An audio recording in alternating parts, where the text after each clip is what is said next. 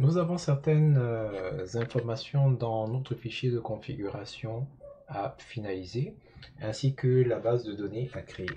Nous allons donc nous diriger dans notre fichier de configuration qui se trouve dans etc. Sican default et s'intitule production.ini.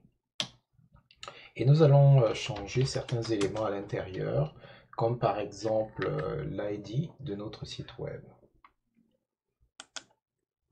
Alors, on va chercher CTRL F site underscore ID.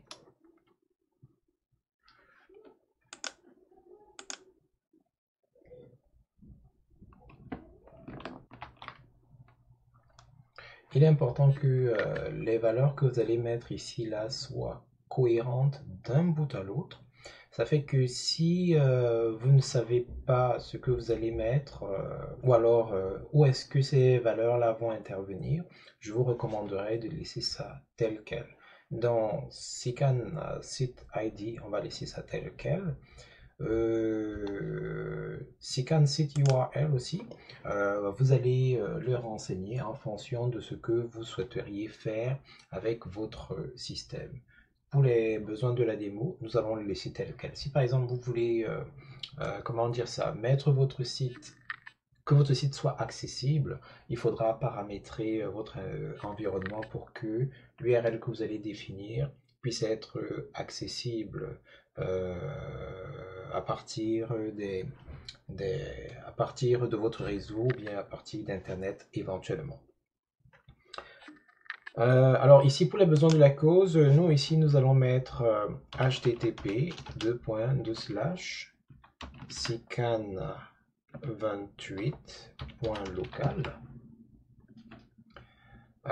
Pour le site ID, pour les paramètres de recherche, nous allons laisser default pour ne pas avoir à trafiquer Solar dans tous les sens. Alors ici, là, c'est correct.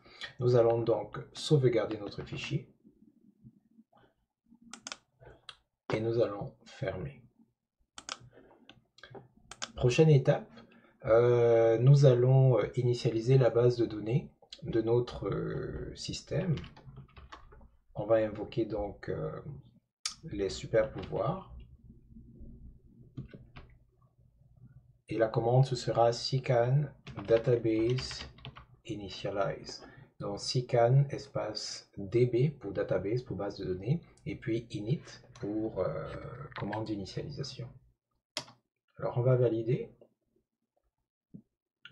Et on va attendre un peu parce que ça prend un peu de temps.